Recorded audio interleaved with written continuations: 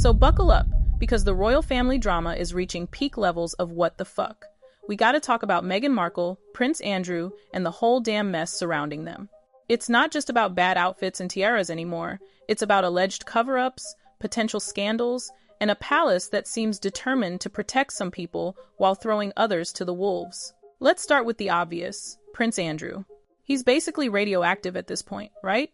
His association with Jeffrey Epstein has completely destroyed his reputation, and those accusations from Virginia Giuffre, that's some seriously dark stuff. So, you'd think the press would be all over anyone else even remotely connected to Epstein, right? Especially someone like Meghan Markle, who, according to some reports, had a closer relationship with Andrew than the palace wants you to believe.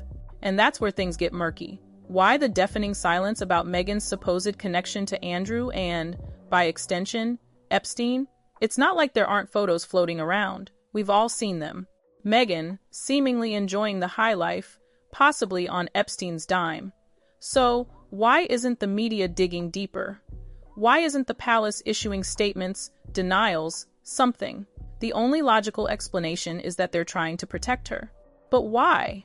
Is it because exposing Meghan would be too damaging to the entire institution? Would it drag Harry down even further? Or is there something even more sinister at play? I'm telling you, it's all connected. Andrew's bitter, he's humiliated, and he's reportedly ready to spill the tea. He's seeing everyone else get away with things while he's become the ultimate royal scapegoat. And who can blame him for being pissed? He's probably thinking, hey, if I'm going down, I'm taking everyone with me. And that includes Meghan. Now, according to some sources, Harry's absolutely disgusted. He can barely look at Meghan, let alone touch her. Can you imagine the tension in that Montecito mansion? It's like a powder keg waiting to explode. But here's the thing. Harry's not exactly the sharpest tool in the shed, is he? Remember that part in Spare where he questions who's standing next to the Queen, like it's some random servant? The guy's clearly either delusional or desperately trying to rewrite history to fit his narrative. And Meghan? She's playing the victim card, as usual. But people are starting to see through it. This isn't just about a fashion faux pas, though. Let's be real, that Victoria Beckham ripoff was pretty cringe. This is about a pattern of behavior, a constant need for attention, and a willingness to do whatever it takes to climb the social ladder. And speaking of climbing the social ladder, let's not forget Marcus Anderson.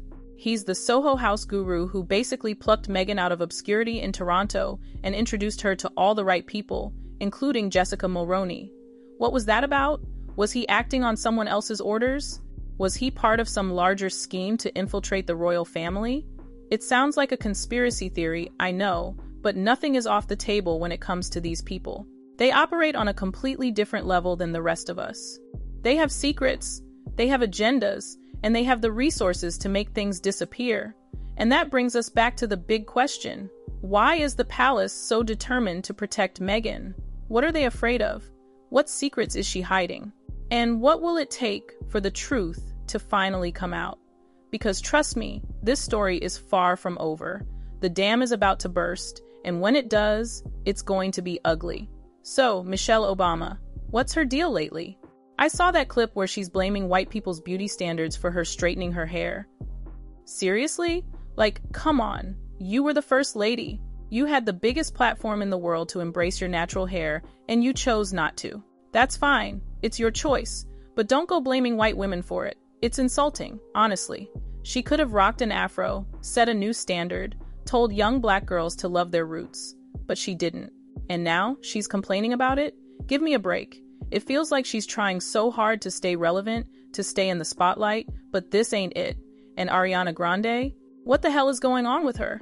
That weird video with Cynthia Erivo is creepy as hell. Her voice is different. She's acting all spacey. I don't know if it's a publicity stunt for Wicked or what, but it's seriously cringe. I feel bad for her boyfriend, honestly. If I were him, I'd be running for the hills. It's like she's been possessed or something, and all those rumors about them being secretly married? I don't know, man. Something's definitely off with that whole situation. Blink twice if you need help, Ariana. But back to the royals. This Meghan Markle thing. It's like a slow-motion train wreck. Everyone sees it coming, but no one's doing anything to stop it. I mean, the pictures are out there. Meghan with Karina Shuliak, Epstein's last girlfriend. She claims she only flew on planes with Epstein. Meghan's on a yacht. Connect the dots, people. Why isn't anyone questioning this? And Prince Andrew, he's got every reason to talk. He's the only one taking the fall. He's probably sitting there thinking, she was in it just as deep as I was. Why am I the only one paying the price? And you know what? He's got a point. Virginia Roberts wanted to call Meghan as a witness. She said Meghan was a close associate of Andrew and would have seen what he was up to. Why isn't that being investigated? Why is Meghan still being protected? I'm telling you, Fergie and Eugenie are probably sweating bullets right now. They're tied to this too. Fergie allegedly reached out to Meghan for help after losing their titles, but Meghan, being the narcissist she is, probably ghosted her. She burns bridges like it's her job. She thinks she's untouchable now. She thinks she's made it. She infiltrated the most powerful family in the world. She married a prince. She's on top of the world. But what she doesn't realize is that her lies are about to catch up with her. The people who know her secrets? Marcus Anderson, Prince Andrew, Fergie, and Eugenie. It's a ticking time bomb. And the palace is trying to defuse it, but I don't think they can. The truth always comes out eventually. I don't know why they're so afraid to expose her. Is it because it'll hurt Harry too much? Is his mental health too fragile? I think he already knows the truth. I think he's finally accepted what he didn't want to believe before. He knows he's been played. He knows he's stuck in California with a D-list actress who's wrecked his life. So why the cover-up? Why not just let the world know the truth about Meghan Markle? I dare the Daily Mail, Dan Wooten, Talk TV, GB News to talk about this. Why are they so silent? It's shocking. It's time to start asking these questions. Put the pictures out there. Demand answers. Expose her relationship with Prince Andrew, her alleged sexual relationship with Prince Andrew. Apparently, she was trying to hook up with Andrew first, but Sarah Ferguson blocked her. She never thought she'd actually catch Harry. But she did, and once she got her claws in him, there was no way she was letting go. There's only one way to get rid of her. Expose the truth, but nobody wants to do it. Yet. Let me know what you think, beautiful people. And again, don't forget to click like, share, and subscribe. So, what's next? Where does this all go? I honestly think it's going to come down to money. Follow the money, right? That's what they always say. Who's paying for Meghan's lifestyle? Who's bankrolling this whole operation? Because it ain't Harry. Let's be real. He's got some inheritance, sure, but he's not swimming in the kind of cash it takes to maintain that level of luxury. So, is it Netflix? Spotify? Are they really getting enough from those deals to justify the kind of spending we're seeing? I doubt it. Something else is going on. There's got to be some other source of income, some other benefactor who's willing to keep Meghan afloat. And that's where things get really interesting. Because whoever's paying the bills is probably calling the shots. And I'm not saying it's Epstein directly. Obviously, he's dead. But his network, his associates, his money, that's still out there. It's like a ghost that keeps haunting everyone involved. And Meghan, whether she admits it or not, is tangled up in that web. It's not just about the yacht pictures. It's about the connections, the relationships, the opportunities that Epstein and his circle provided.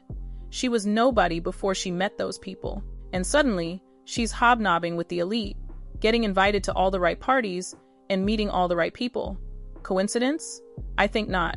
And Andrew? He knows. He knows exactly how it all works. He knows who's connected to whom. He knows where the bodies are buried. And he's not afraid to talk. He's got nothing left to lose. He's already been stripped of his titles, his military honors, his reputation. He's the ultimate outcast. So why wouldn't he spill the beans? The palace is terrified. They're trying to contain the damage, to keep the lid on this whole thing. But it's too late. The genie's out of the bottle. And the more they try to suppress it, the more explosive it's going to be when it finally erupts. I'm telling you, this is going to be bigger than anything we've seen so far. This is going to shake the monarchy to its core. And Meghan, she's going to be right in the middle of it. She's going to be exposed for who she really is. A social climber, a manipulator, a user. And when that happens, Harry's going to have to make a choice. Is he going to stand by her, or is he going to finally see the light and walk away? I honestly don't know what he's going to do. He's so blinded by love, or whatever it is he feels for her. He's so desperate to be accepted, to be loved, to be part of something. He's always been the spare, the second son, the one who's never quite measured up. And Meghan, she made him feel special. She made him feel important. She gave him a purpose, but at what cost? He's alienated his family, he's damaged his reputation, and he's potentially tied himself to someone who's about to be embroiled in a major scandal. It's tragic, really. He's a victim in all of this, too. But he's also complicit. He's allowed himself to be used, manipulated, and controlled. And now, he's paying the price. He's stuck in California with a wife he barely recognizes and a life that's spiraling out of control. And there's no way out. He's trapped. Unless he's willing to face the truth, to admit that he made a mistake, and to walk away. But that's a big unless. It takes a lot of courage to admit you were wrong, especially when it involves your entire life. It's easier to just keep pretending, to keep living the lie, to keep telling yourself that everything's gonna be okay. But it's not. It's not okay. And it's never gonna be okay until he faces the truth. So, what's the truth? The truth is that Meghan Markle is not who she pretends to be. She's not the humanitarian,